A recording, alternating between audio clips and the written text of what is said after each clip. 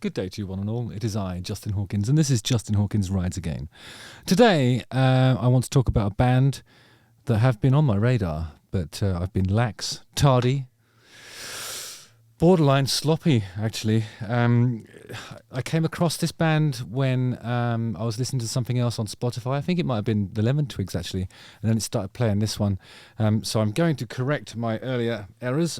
And I'm going to put my hand up in this class and I'll teach you a lesson about English teacher. Oh, here we go. Justin Hawkins rides again. Again. Oh, that was dramatic, wasn't it? Okay. All right, so the Brit Awards take place on Saturday, and among the nominees for Best New Artist are The Last Dinner Party, who I've spoken about on more than one occasion before. The Ezra Collective, which thankfully probably doesn't have anything to do with George Ezra, which is some of the worst music you'll ever hear. Miles Smith. She said, oh, hi, nice to meet you tonight, maybe we could go. Rachel Chinoriri. And English teacher. There's a whole pile of it. The thing is, English teacher formed in Leeds in 2020 after its 4 members met at music college, the Leeds Conservatoire. They released their debut album, This Could Be Texas, in April last year, which was described by one critic as melding indie prog, rock, folk electronica and post-punk into a new package. What did the former package have in it apart from those things then? Another observed how moments of weight are always lifted by joyful and curious twists, the pathos by a human humour, and the mathia bits are never too wanky. Yeah, I do think that's a pitfall actually of trying to do math stuff. It can come across as just maths for the sake of maths, and this is English teacher. It's a totally different subject. The album went on to win the Mercury Prize in September. I didn't know that. That's cool. Anyway, ahead of the next awards, I'm going back to the second track on the album, The World's Biggest Paving Slab. Before we get into that, I want to explain my attire. So my outfit today is inspired by a teacher who I'm not going to name, but he came to our school to stand in, like a stand-in teacher for various different subjects on occasion. Most of the time I had him in French, actually. But the stories about him were wonderful. Like, I think he reversed over his cat. Maybe he just took the handbrake off and the cat was sleeping behind. I've never really been able to figure out how that's possible. And there was a rumour that wasn't the only time he did that. But there's also another rumour where he was overheard talking to another member of staff about how he has to wear cotton underpants because otherwise he gets terrible thrush. So I'm not going to name that teacher. Then there was it Mr. Rasmussen or like one of those kinds of names, who had a wart successfully removed from his chin and then started shaving like that. He had a beard for the whole time I was at school and then wart removed, and he felt like he was able to have his face exposed, which is great for him. And I think it really sort of, I don't know, humanised him somehow, you know, like that, the imposing, foreboding bit. I'm just going to get on with looking at this now. Again.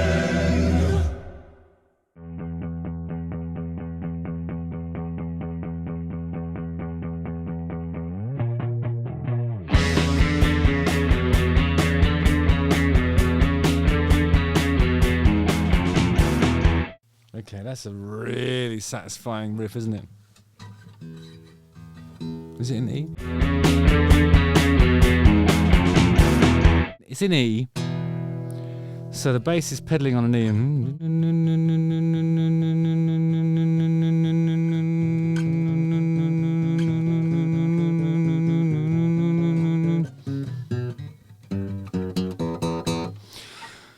But this bit here is like, if you played it differently, it could be...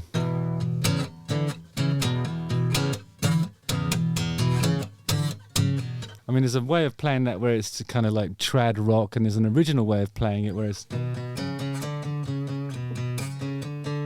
And when you got the bass pedaling on an E, it's a really effective way of putting that idea across, I think.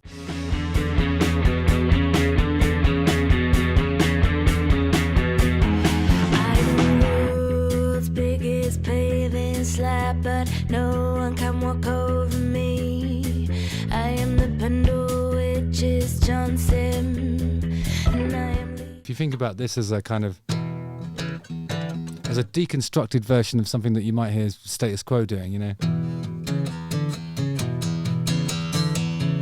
The deconstructed version is like, here's the element the guitar's playing, and here's what the bass is doing. And they've really separated out what is already a simple thing into really simple parts, but then the tasty little moments in between, like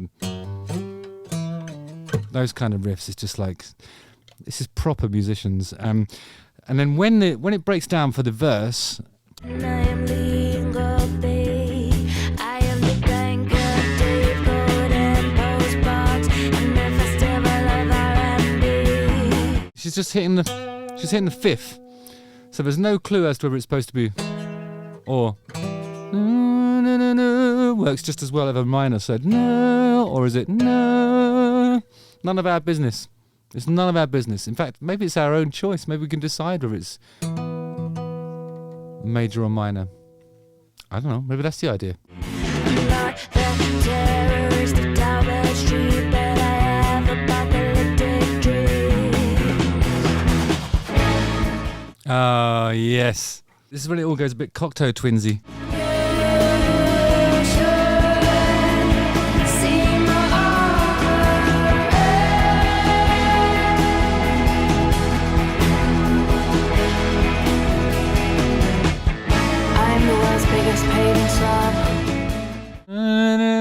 It sounds like it's spoken word, but it's actually not. But it's not. And it's interesting because what she's doing there, she's singing the root. I think this is almost like a determined exercise to not tell us whether it's supposed to be major or minor at any point. They never give you that. I'm the world's biggest painting slob. So what? I know you do. It's yeah, I heard it there. Something's hitting this, which makes it major. So it's A major with a E flat in it. Watch your fucking feet. I love this.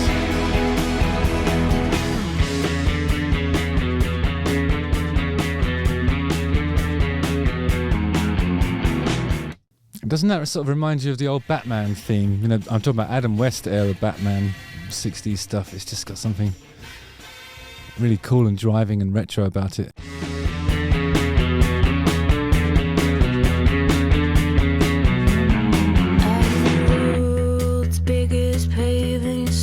But I sit here quietly. Ooh, the bass did something different there. It hit an F unexpectedly. Haunting the Charlotte Bronte. I'm not the terrorist down the street, but I think that ruins a beauty. You should see my armor.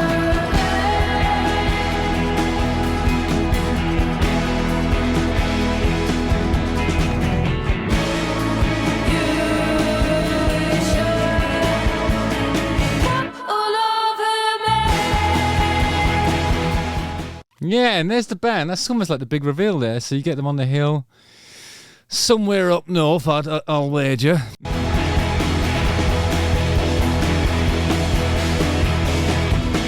I am the world's biggest painting slob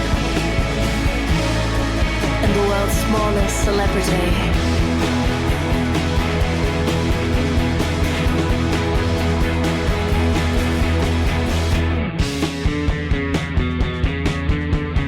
Some really nice grace notes happening on that snare drum in this section here.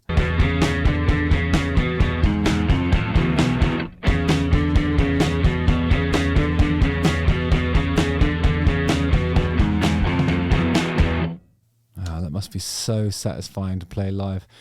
I love that song. I think it's brilliant, and every time I've heard that riff, it's so fresh. And as I said before, I think it's like it's basically, it's a rock and roll riff. It really is. Like, you could play that and make it sound like The Sweet, or you could make it sound like Status Quo by covering all of those different elements. But the fact that they've taken the made it a linear one-note type melodic, well, it's a counter melody really, and then having the bass pedal on the E, which would normally be two parts that are covered by one instrument really. The fact that they've deconstructed it in that way just makes it so fresh. It's really great. It is just like Michelin star rock and roll music, and I am all for it. It's a great lyric as well. I didn't read much of it during the episode, but you've just got to go and listen to English Teacher. And if you do so, remember to wear a cravat, and don't do what I do. Get some leather patches on your elbows, because these will not last. All right, guys. Let me do the song. Justin Hawkins rides again. Don't forget to like, subscribe, hit the bell for notifications. Watch one of these two videos, and I'll see you cats next time.